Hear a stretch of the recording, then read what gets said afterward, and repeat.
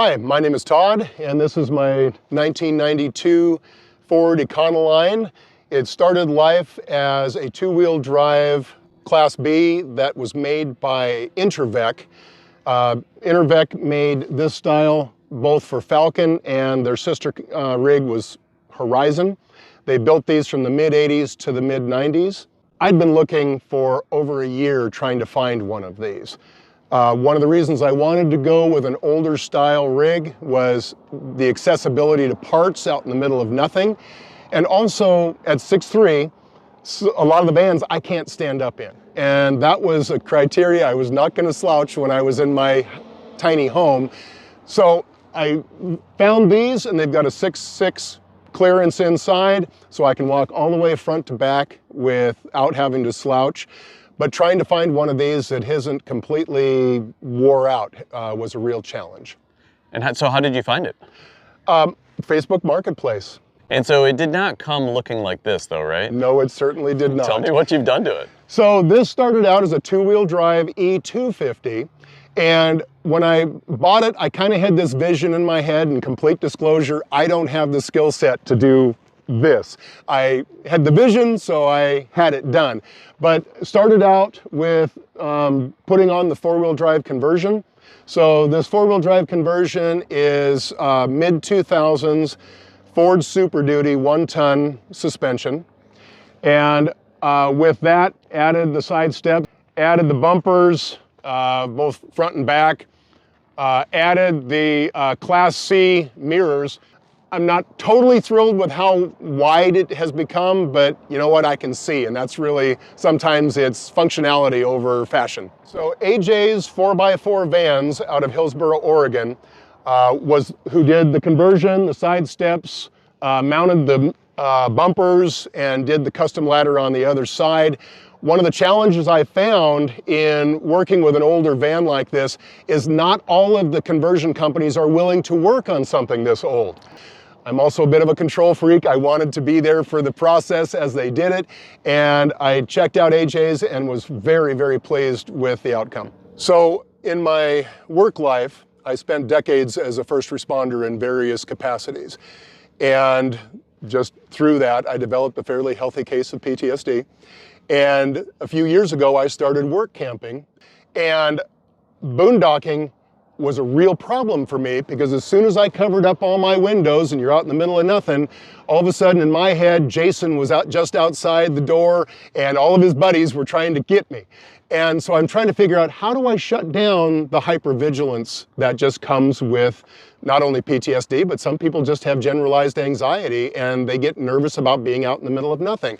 And I'm sure I'm not the first person to come up with this, but I did my wandering through Amazon, and I found a driveway sensor that would alert me if anybody was coming in within proximity of the van. So that's what this is. It's got a solar cell on it. You can also charge it, and the little motion detection eye, and it's just stuffed into the weather stripping. I have one for the front and the back and each side, and then it comes with this wireless puck. And I put this puck inside, and each sensor has a different tone to it. That way I know if someone's coming from the front or the left or whatever, and I can, then peek out and see if anybody's actually there. One of the interesting things is a couple of winters ago, I had a big cougar, and the reason I knew that is it had snowed just enough. I had cougar tracks around my van in the middle of the night. Not once did this go off. Last winter, I had a gentleman walking his dog out in the middle of nothing. I have no idea where he came from. And he was probably 60, 70 feet away, and this went off.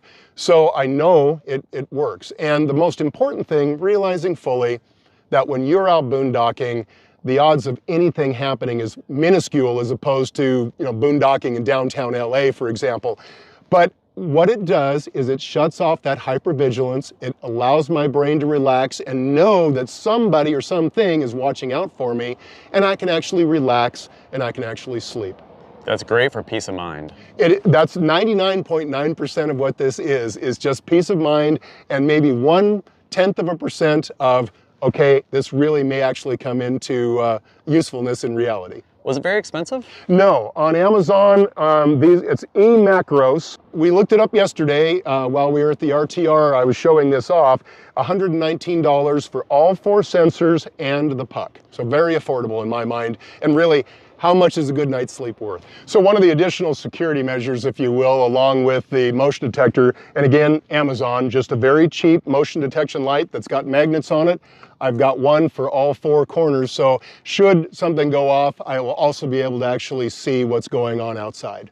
Now, do those stay on the side when you're traveling, or no. just? Yep, nope, I just pop them off, put them in the side compartment, just like the motion detectors. They don't stay on permanently affixed. Well, come on in, let's take a tour. So welcome to my tiny space. What you're seeing is basically what was built in 1992, and I've tried very hard to keep the interior cabinetry and everything loyal to that. In the back, it does have a dry bath. To me, that's a luxury. I know there's a lot of debate over whether you use up the real estate for a bathroom or not. I really appreciate it. I have to have a TV, that's just me, so that's there. I do a lot of cooking, whether I'm grilling outdoors, the stovetop, it's got the refrigerator. I really enjoy cooking in a tiny space. Do you have propane for your stove? Yeah, so this is, again, back from that era. The water heater's propane, the refrigerator's propane, and the stovetop, as well as the furnace. Do you find yourself using the furnace very often? Oh yeah, when I was work camping, especially in deep eastern Oregon, the coldest I've been is 10 degrees, and I'm not sure that the furnace shut off all night long, but I was plenty cozy. So again, this was built with a 5-gallon water heater. It's got 15 gallons of potable water. It does have both a black and a gray water tank, just like you'd have on any traditional RV as well. So what do you do for power in here? Do you have like a solar system or battery setup? So underneath the couch is all the utilities. I have 3 100 amp hour lithium batteries. I've got a 2,000 watt inverter charger. At this point, I've got a 200 watt suitcase solar that I can put out. Before I leave here, I'll have another 200 watts up on the roof, because I realized that, especially wintertime, that suitcase is just not enough to keep everything going. Both Starlink and the Dish network satellite TV are both major power hogs. So I'm just going to need more power. As I said earlier, I've got a 2300 watt suitcase generator, but I appreciate the quiet. So if I can keep up with solar, then all the better. So this came with a 3000 watt Onan generator built into the side compartment. And it was noisy, it stunk, and frankly, it was really fussy, especially if I got up into altitude, it just wouldn't run properly. So I had someone deinstall it, and now I'm able to use that compartment as storage, and plus I lost a few hundred pounds by getting rid of that old generator. And so the new generator is, what wattage is that? It's a 2300. It will just barely run the air conditioning unit and nothing else, but you know what, when it's really hot out, that's fine. It keeps me cool. So a lot of people ask, hey, do you use the overhead to sleep in? And I kind of jokingly say there's no possible way. It's great for little kids. I get up in there, I'm going to need someone to call 911 to get me back out again, because it's just not made for adults. So the couch basically has just a very basic slat bed that I basically built on instructions from YouTube, and a futon, and that's way more comfortable for me. Probably one of my favorite things of this van, as silly as it may sound, is the seat swivel. When I bought this van, it was probably the only one on the planet that did not come from the factory with a swivel, and trying to find one for an older Econoline van was a real challenge. But I tell you, when I'm watching TV or just hanging out, this is my spot. I love the swivel seat. So Todd, so is this your first foray into nomadic living, or what's your story about that? For years, I worked camped in this. I really got burned out of hotels, and I said, there's got to be a better way. So I bought this van and started building it out while I was in it for work for months at a time. So I've been boondocking and van lifing, if you will, for years. It's just the last year or so, I've actually been exposed to the nomad community. This last summer was my first time going to Descend on Bend, for example, cool. Or Northwest Nomads. And I tell you, I love the people. They are absolutely phenomenal folks. I live on a boat, and I've lived on a boat for 8 years, and it's very, very similar, the community and the lifestyle. And I've had people say, well, are you going to do one or the other? And I go, no, I love them both for very, very different reasons. So as anybody knows, in tiny space living, you just don't have enough room for all of the stuff that you want to carry. So the back end of my van has kind of become a collector crab. It really didn't start out with the idea of piling everything on the back of it. It's just, there's no room inside. So the bumper itself and the box are made by Aluminess. So they're aluminum. The bumper is hollow, so there's a whole bunch of recovery gear in there in case I get stuck. And as I kind of started to keep collecting things, I wanted some sort of really small motorcycle, and I may end up going with an e-bike at some point, but I found this again on Facebook Marketplace. It's nice and light. It's easy to get on and off with just one person, and I can set up camp and just go bebopping around the wilderness if I'd like. Inside the toolbox is a 2300 watt suitcase generator in case my solar doesn't keep up.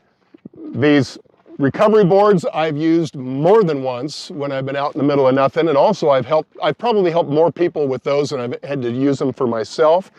Added the custom side ladder. This van only came with 15 gallons of potable water, not including the water heater.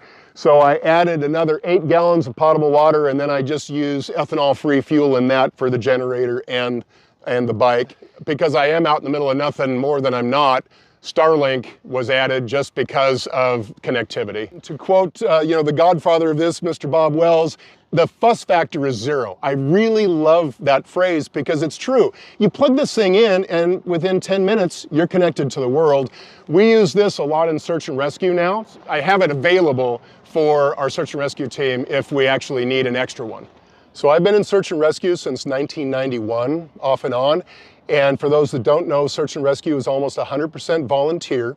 So do you ever take this rig out on search and rescue, or is it more for other purposes? It's definitely more for other purposes. For the work camping and just out boondocking and having a good time, I've got a heavily modified Jeep that I use for actual search and rescue. Todd, thank you very much for giving us a tour of your incredible vehicle. Like you had so many people surrounding you at the showcase for the RTR. People are definitely enamored with the look and cool factor of your vehicle. Well, thank you so much. That's very gratifying and humbling that I must have done something right. Yes, you absolutely did. Now, if somebody wanted to find out more about your adventures, how can we do that? So I'm on both Instagram, and I've just kind of started dipped my toe into YouTube, but both of them are tdinger_travels. So folks out there, check out his YouTube channel, check out the Instagram, and find out more about his adventures. What was your favorite part of his build? Have you been in a vehicle like this, or have you ever dreamed about a vehicle like this? We'd love to hear in the comments below. If you got anything out of today's video, please give it a big thumbs up, subscribe to the channel, share it with friends, and until next time, we'll see you down the road. So long, guys.